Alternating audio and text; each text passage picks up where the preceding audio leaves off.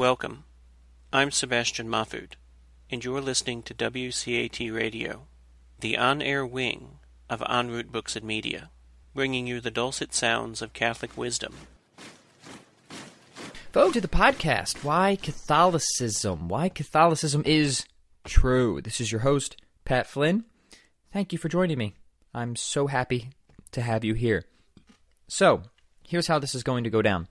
Many of you may have found this podcast because you are listeners to my other podcasts, or you subscribe to my blog or email list or whatever. And if that's the case, welcome. Thanks for coming along. This is going to be a not completely different venture, but a very new venture. And if you are coming upon this for the first time, also welcome. Nice to know you. Nice to talk to you. I guess I don't really know you. Or maybe I'll know you someday. That would be nice. But nice to have you here, regardless, and I thank you very much. This podcast, let's just get right to the point. This podcast is about proclaiming and defending the one true faith, the Catholic faith. And there are essentially three questions that need to be asked and answered in the affirmative if somebody is to become Catholic. And indeed, if these questions can be answered in the affirmative, then somebody, really everybody, should become Catholic. Now, so much of this podcast is not only going to be about exploring the deep, rich traditions of the Catholic faith, but also answering those three questions as best as we can, providing the minimum effective apologetic. That's what I call it, the minimum effective apologetic. Forget all the other holdups. If you can answer these three questions, then you should be a Catholic, and you should want to be a Catholic. Okay, that's enough. What are the three questions? Very simply, the three questions are as follows. Does God exist? Is Jesus God? And did Christ found the Catholic Church? Now, no matter what position you're coming from, I don't care if you are a hardcore militant atheist or a evangelical Protestant, I think we can all agree that if the answer to all three of those questions is yes, then you should not only become a Catholic, but you should want to become a Catholic. I think everybody can agree on that.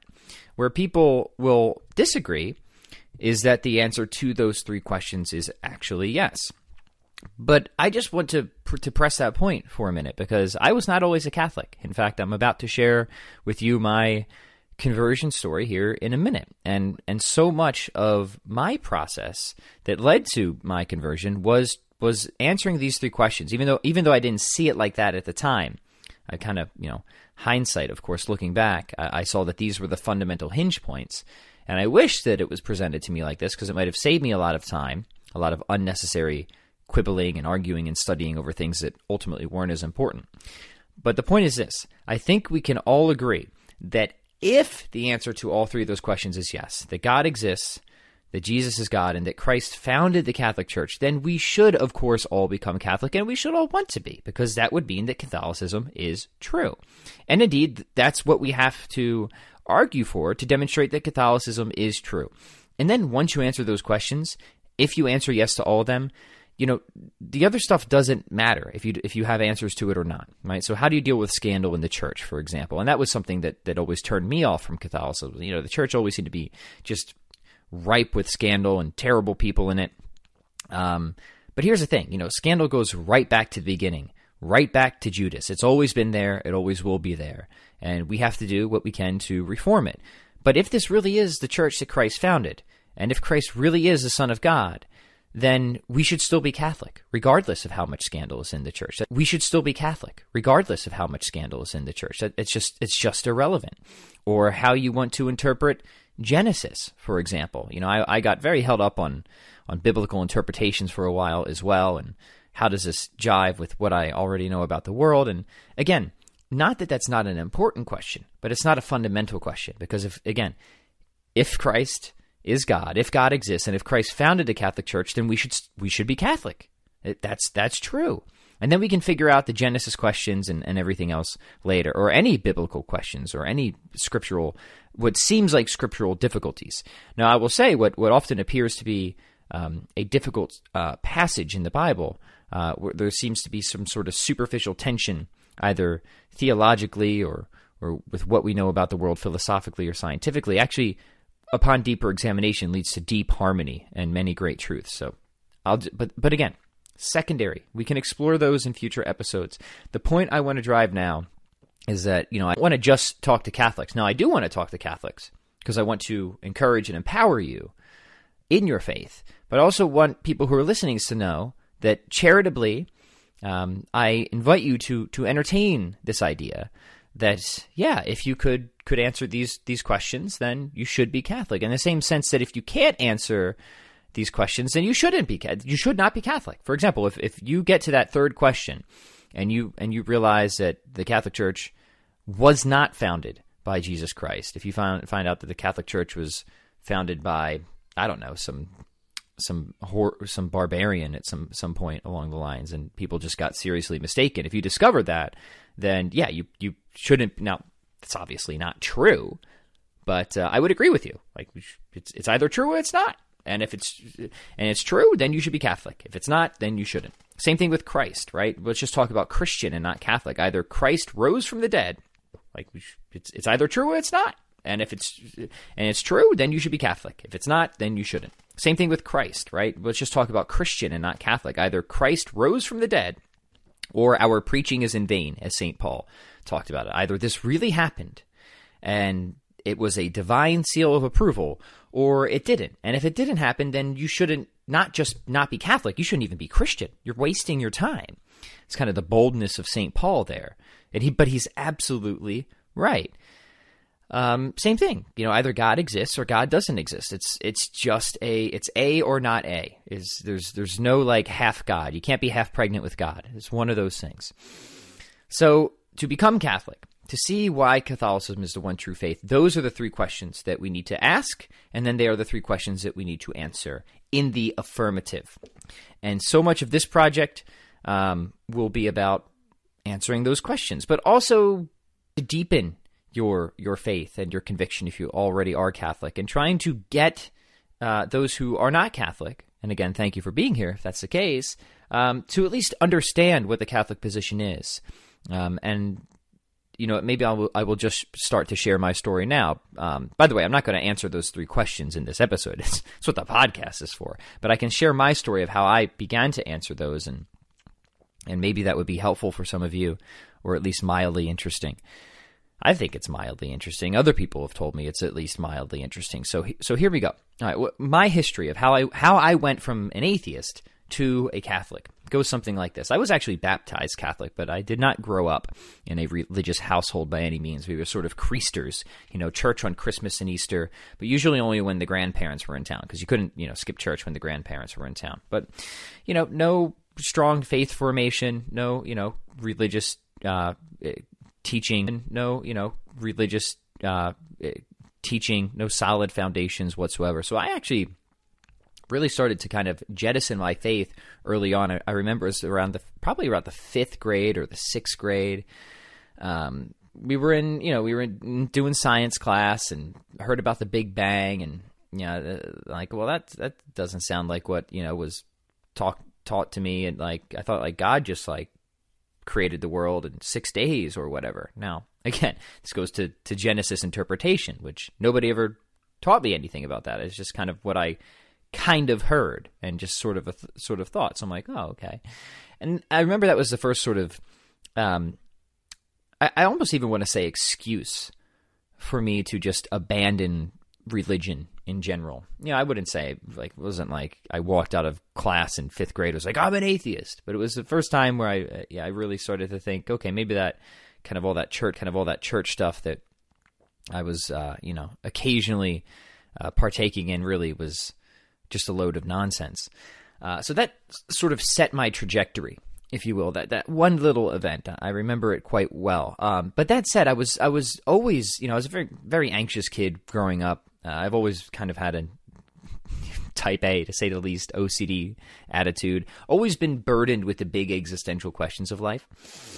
So I took an early study of philosophy. I was always very interested in philosophy. And it was ultimately good for me, but brought me through many years of deep confusion and points, quite significant suffering as well. So, because some of the first philosophers I began to read were the old existentialists. I remember when I was quite young, I came upon the writer H.L. Mencken, who I still love. He's a hilarious writer, very provocative. He's old. He's long dead. Because I was into writing, and I would just try and find good writers and see, mostly for stylistic effect, and I would always read about this guy H.L. Mencken and how he had such a unique style and stuff like this.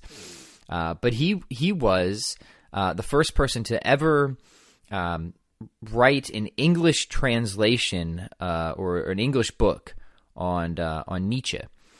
So he got me. He was sort of my introduction to the existentialists. He introduced me to these sort of old atheists, and these were the ones that really influenced me and shaped me as an adolescent. Nietzsche, Camus, Russell, Sartre, Mackey, so on and so forth.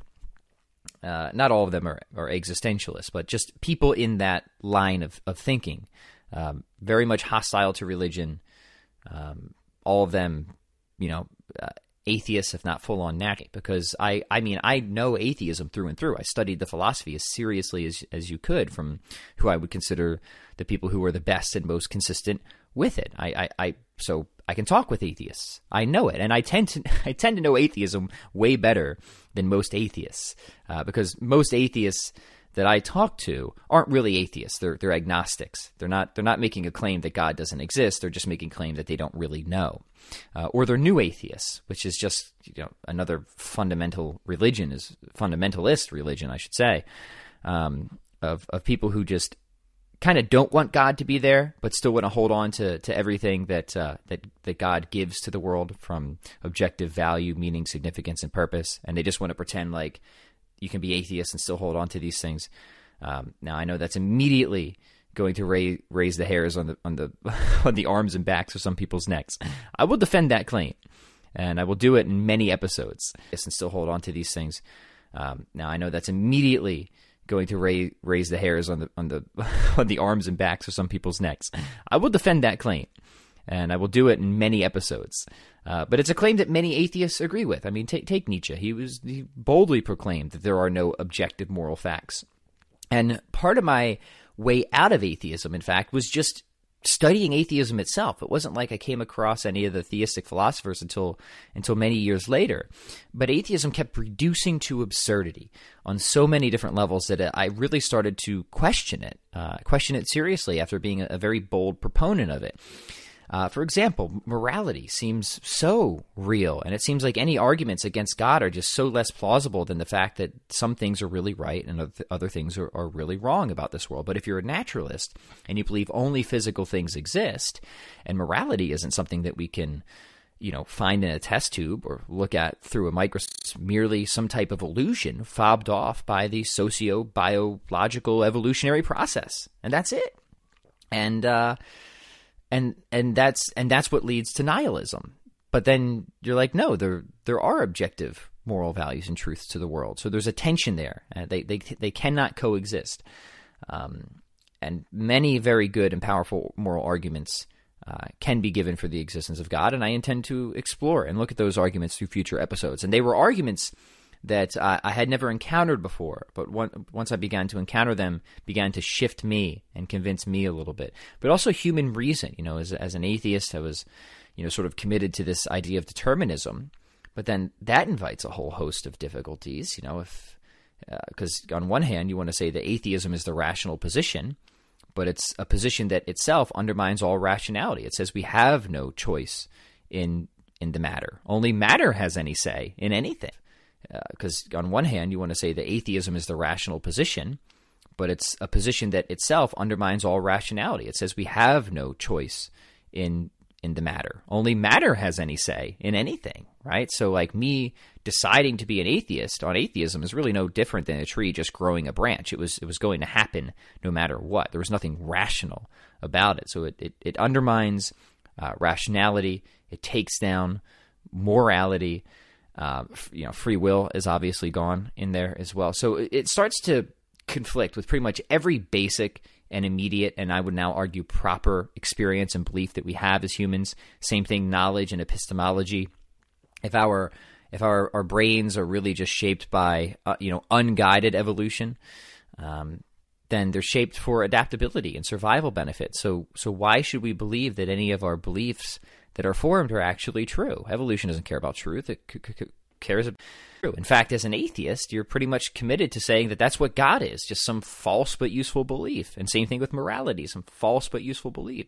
But as soon as you admit that possibility, and you can, affirm that, all of our beliefs come about from irrational processes, it really ruins epistemology. It really ruins any reliance or justification we can have in thinking that our cognitive faculties are themselves reliable, which means we should be skeptical of all of our beliefs formed on that worldview. But the problem with that is that evolution and naturalism are just one of those beliefs, so it undermines itself.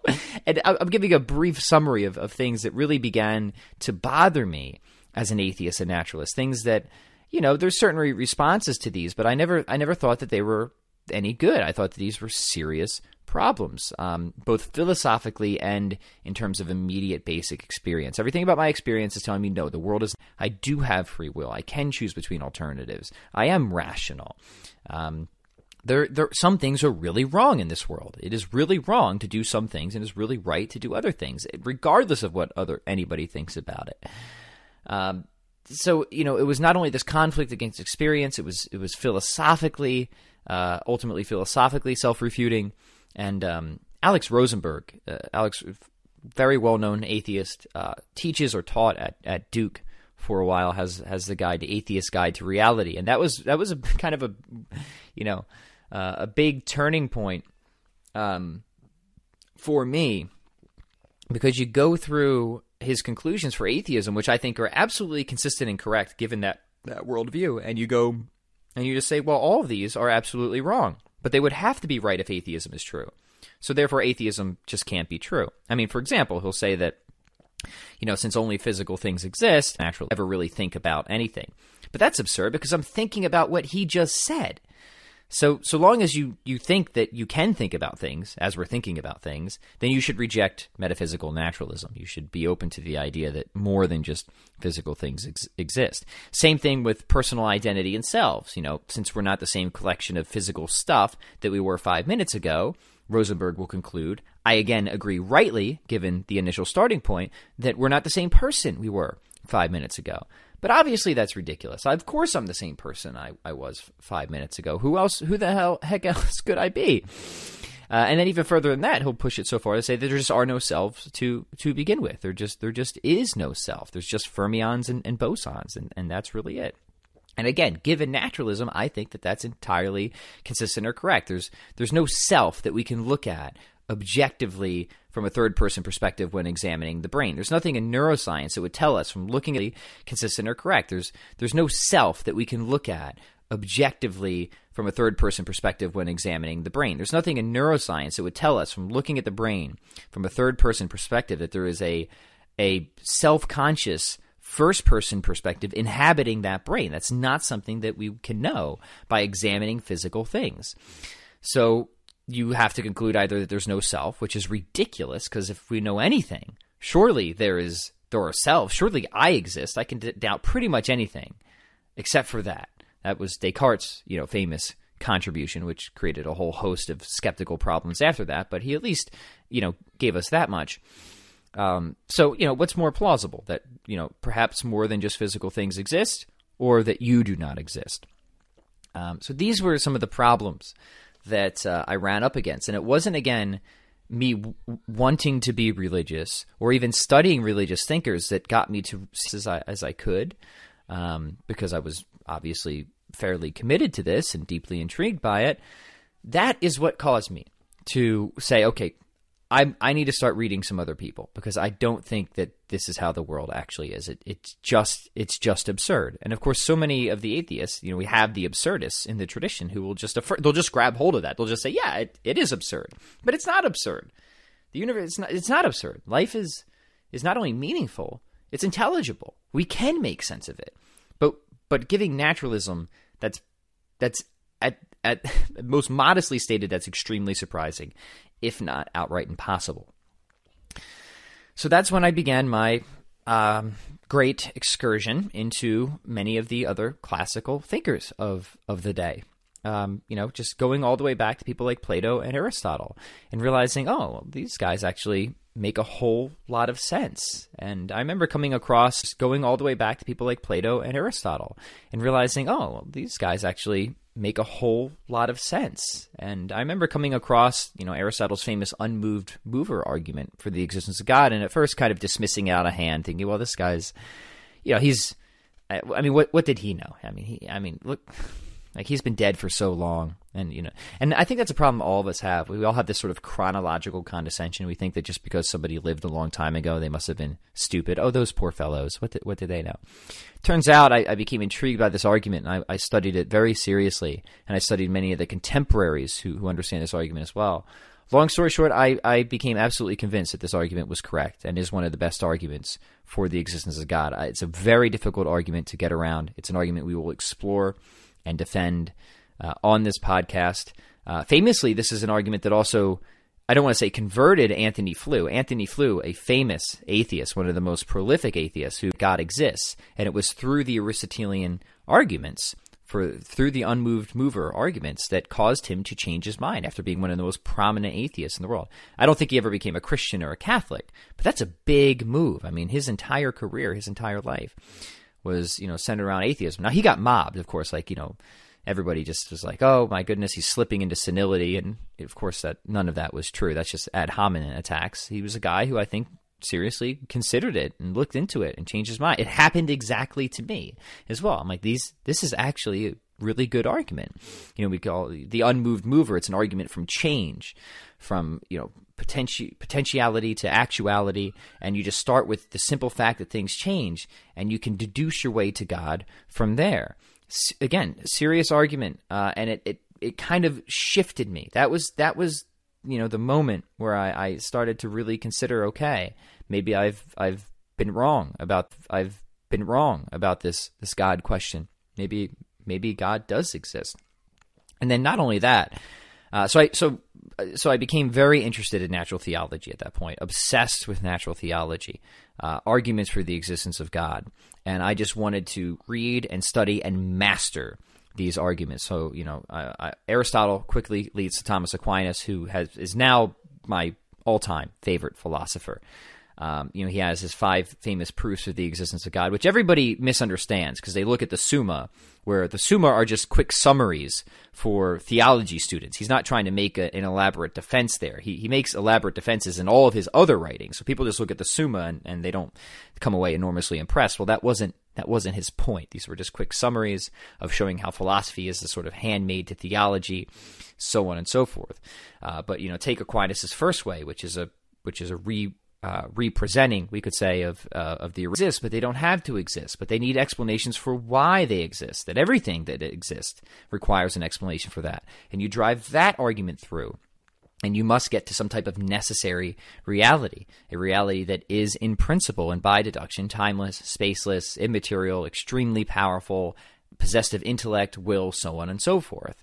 And what's amazing about these arguments is they take different angles or different lines of approach, but they all get you to the same place. They get you to what's called the God of the philosophers, which is a sort of moral monotheism, a God that is all those things that I just described, outside of time, outside of space, extremely powerful, omniscient, omnibenevolent, possessed of intellect, will, personal, so on and so forth.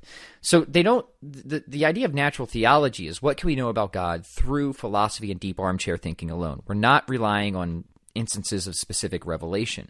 But what the idea of natural theology is, what can we know about God through philosophy and deep armchair thinking alone? We're not relying on instances of specific revelation. But what amazed me about my study of natural theology, and this was a long process, I'm condensing the story here, is that they narrow down the scope of religious options. When you think about God in a serious and sophisticated and honest way, you get this moral monotheism. So it doesn't plant you right in Christianity, but Christianity is one of the most viable candidates at that point, which is hugely compatible with the God of the philosophers, and very much well could be, and I would now argue is just the God of the philosophers. So you can't, for example, through philosophy alone, deduce that God is a Trinity. That is a revealed truth. That's something that God told us about himself.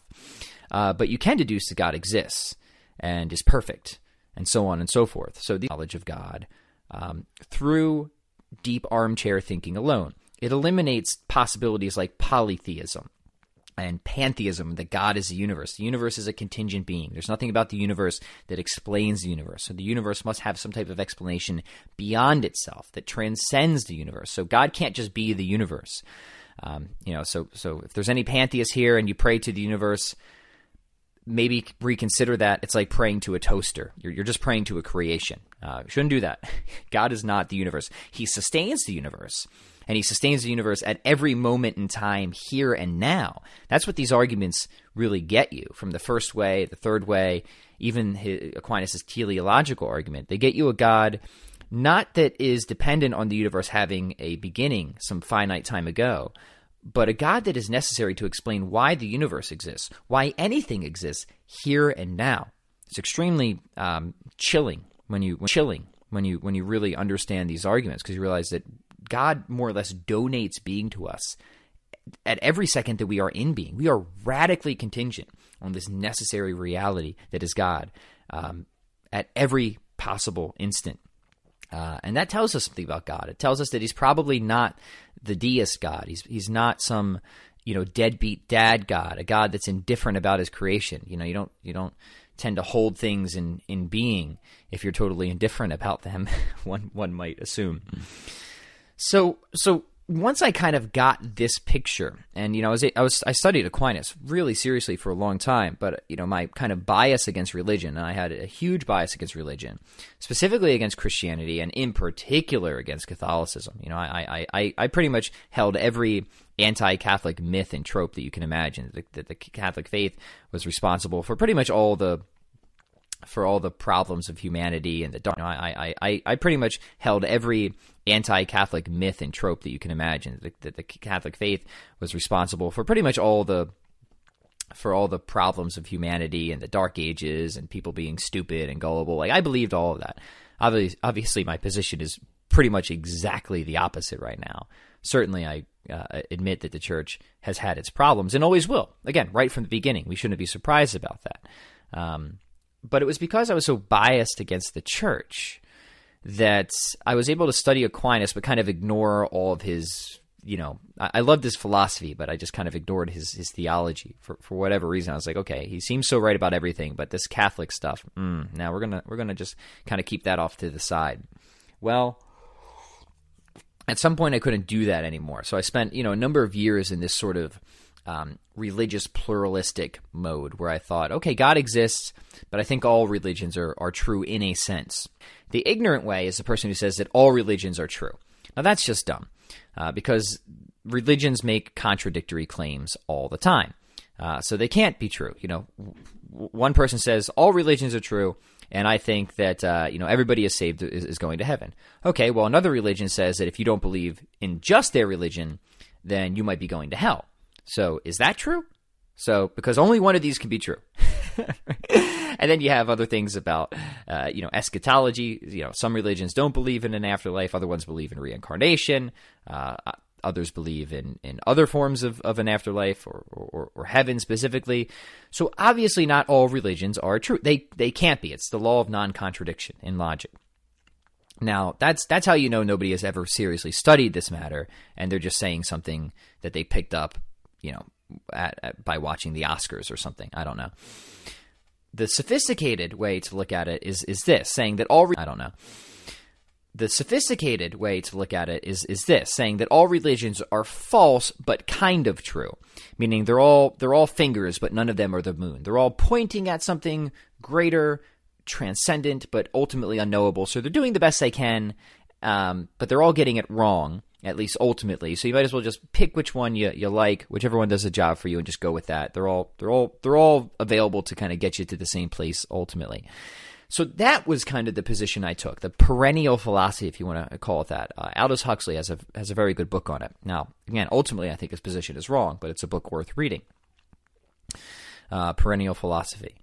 So that's where I spent time. But then, I became very interested by Christianity for various reasons. One was just getting into some arguments with some very intelligent Christians that challenged me that I did not have responses to, and specifically about Jesus. Because Christian about as radical claim as you can make. It says that God incarnated, came to earth became one of us, which is just crazy to think about. Like every time I talk about it, I have to just take a second because it's still something I don't think I've fully wrapped my head around even after all these years. So God incarnated, came to earth, was nailed to a piece of wood to atone for our sins, and then bodily resurrected from the dead. A super miracle, we could call it. Now, if that happened, that is a divine seal of approval. That's God just essentially signing off, saying, yes, this is me, guys. This is my religion. And when we think of religion that way, we think that religion is just God's statements about man and the relationship between us and him and how he wants that to be. And if the resurrection really happened, that's about the boldest statement that could ever be made. And people pressed that on me, and they said, whether or not you believe it happened, this is the claim of Christianity. Everything hinges on the resurrection. So maybe you should look into it, because if it's true, the greatest truths about ourselves, about God, about our relationship, about our destiny, they have literally been revealed to us, if this is true. If it's not true, then every Christian throughout all of history has just essentially wasted their time. Maybe not completely, if you're a pluralist, but certainly that it isn't what they think it was. So I did that.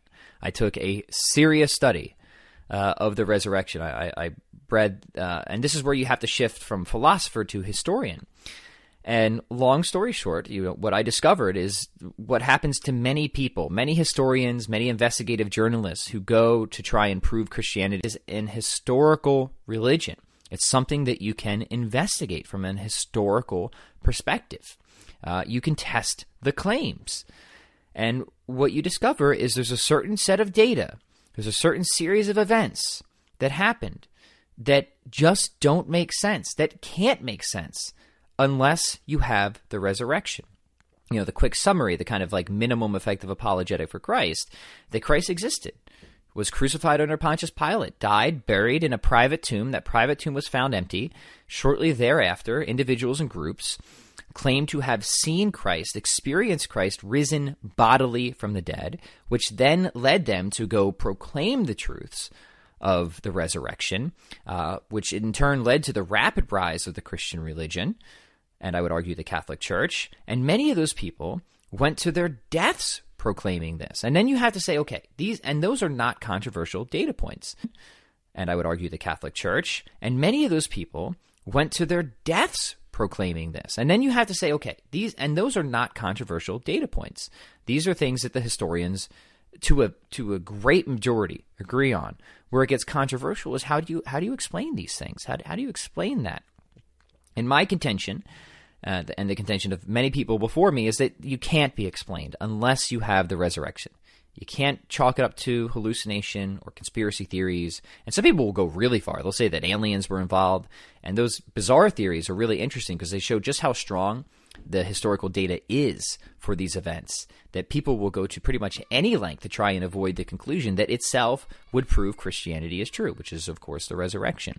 So you can't prove the resurrection directly, but you can provide the grounds that really makes it the only plausible explanation for what you can demonstrate. And that, of course, is because I'm sure many people have many questions to that, many objections. We'll talk about all that. I'm just sharing how it happened for me. Okay? So it's a radical thing, right? All of Christianity hinges on one event. Either Christ was who he said he was, or famously, as Lewis put it, he was either a liar or a lunatic. But you can't even call him a great spiritual teacher. The guy claimed to be able to forgive sins. Who can do that but God? So either he was either a truly a crazy person or deceitful beyond belief, or he actually was who he said he was. And if he resurrected, that of course is the ultimate vindication of those claims. And that is the Christian religion. of course. All faith depends on the resurrection. Now, I'll say it doesn't depend on having evidence of the resurrection, but it all depends on that having actually happened.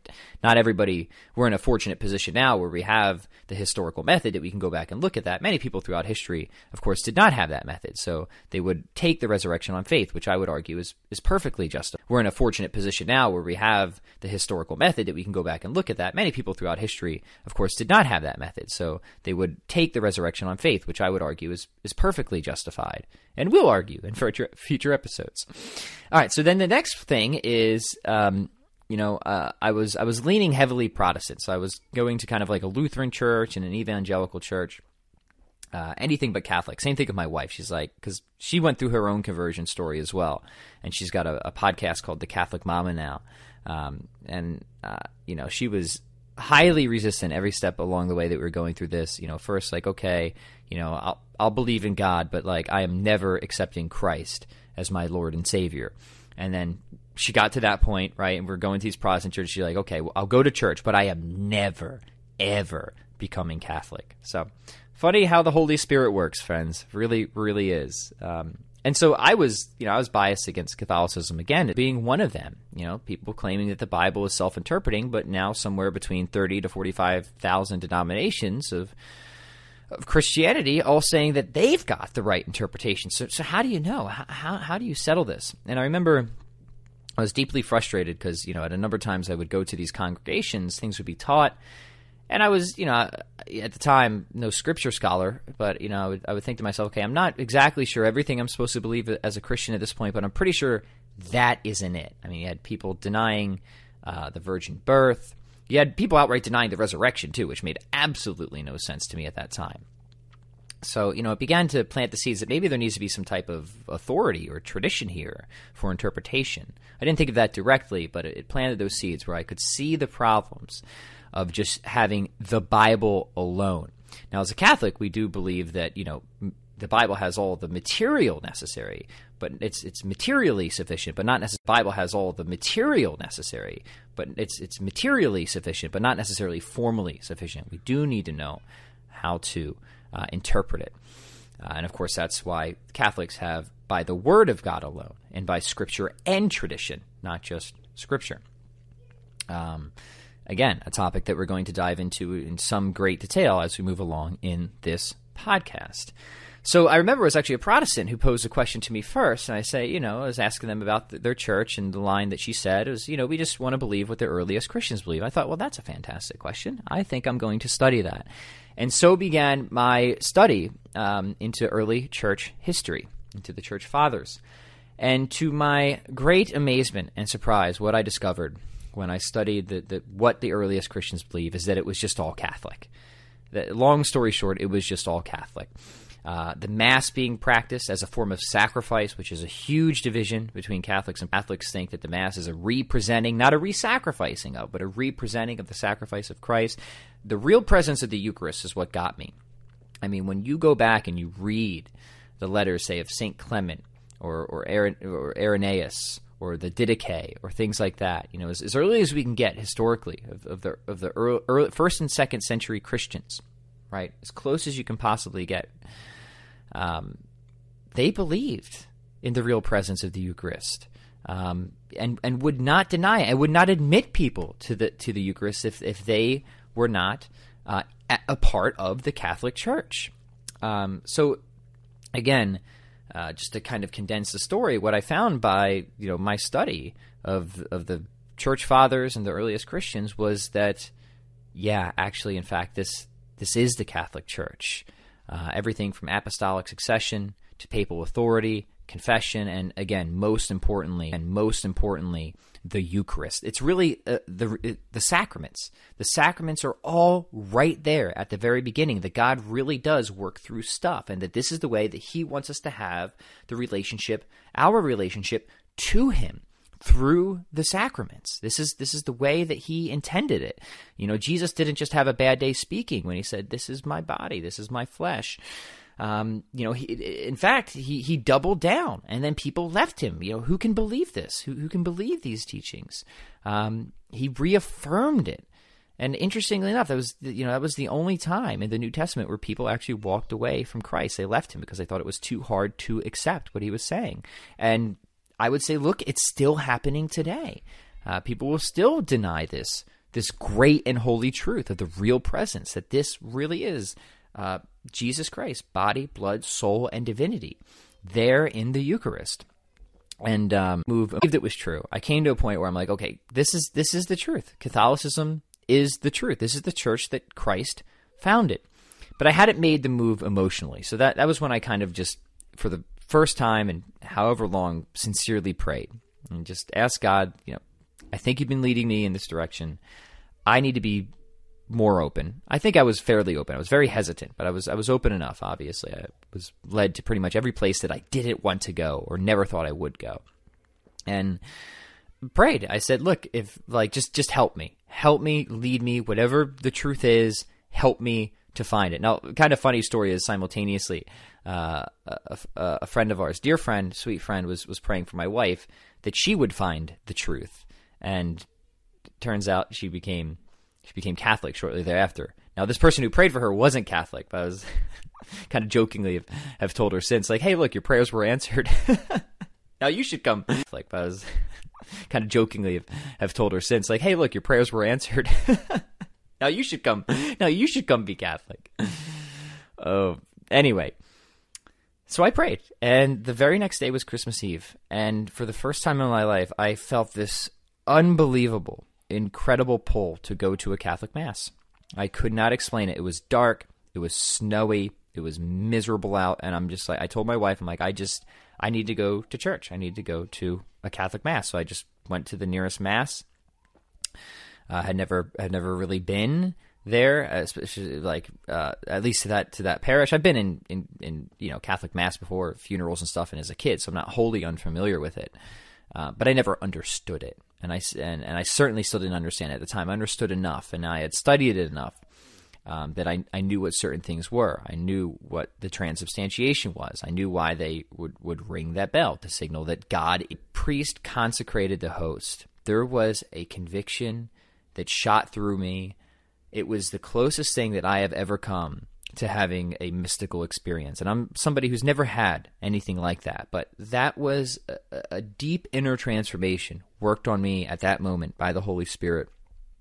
When I knew in my heart, yes, this is the truth. It is the Catholic Church. I had made the move intellectually, but that was when it was really sealed for me. On my soul or in my soul or however you want to describe it. That was when that happened.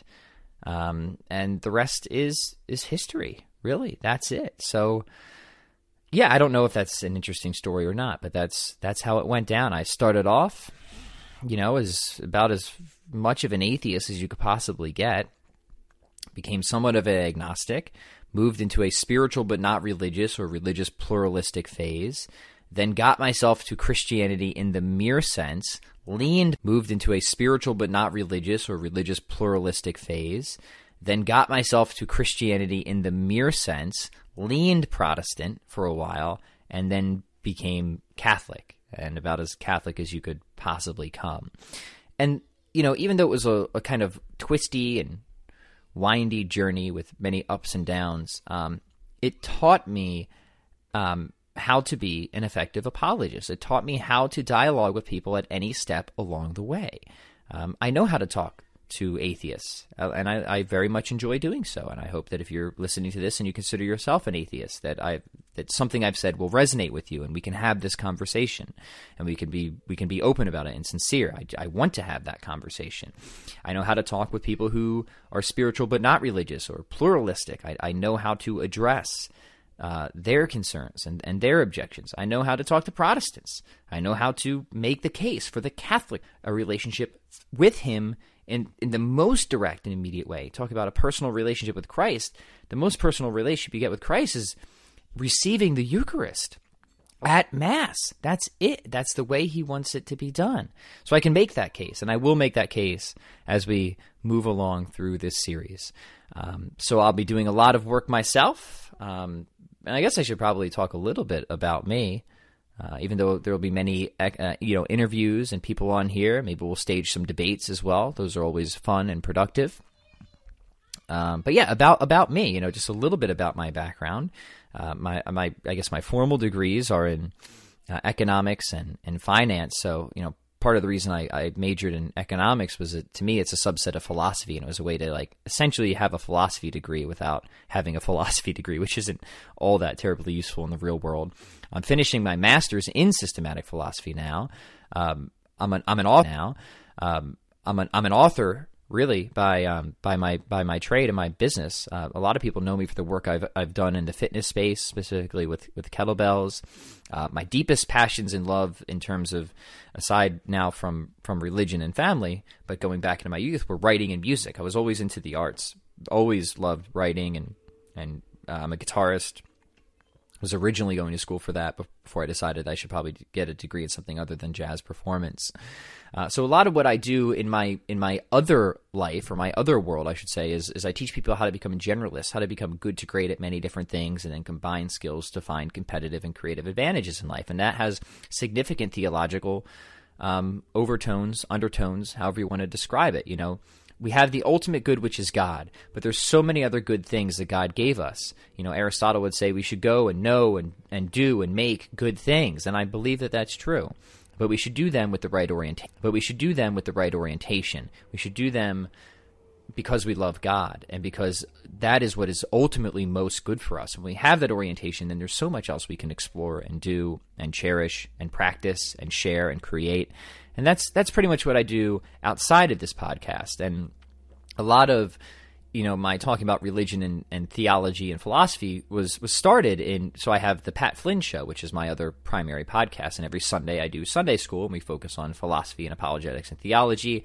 And that grew to such an extent, it became one of the most, and often the most popular segment of the week, that people have asked me enough. They say, you just need to do an entire podcast on religion, on philosophy, on theology. I said, you know what? Fine. I will do it, because I love it. I love talking about it. I have so many things to say about it. And that's where we are now. So I've been a podcaster for a while. I've been on the interwebs for a while. My children are absolutely wailing down something. It sounds like a play whale, though, so I don't think there's any crazy emergency going on. Hopefully. Better hurry, wrap this up just in case. Just in case. 3 kids, love them to death. Definitely having more on the way. Gotta big Catholic families. You know how it is. But thank you for being here. And I want to invite you to subscribe. I want to invite you to share this episode with people. I am here to strengthen and deepen your faith, your convictions as a Catholic, and to dialogue with those who are not, and provide an invitation, and hopefully a very inviting invitation, and an honest one, and a good one. One that's rigorous, because not only do I believe that Catholicism is true, and I'll end with this, but I think we should all want Catholicism to be true.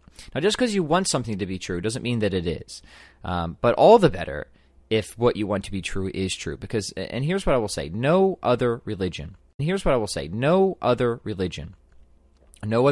so perfectly, adequately, and satisfactorily answers the 5 biggest questions in life.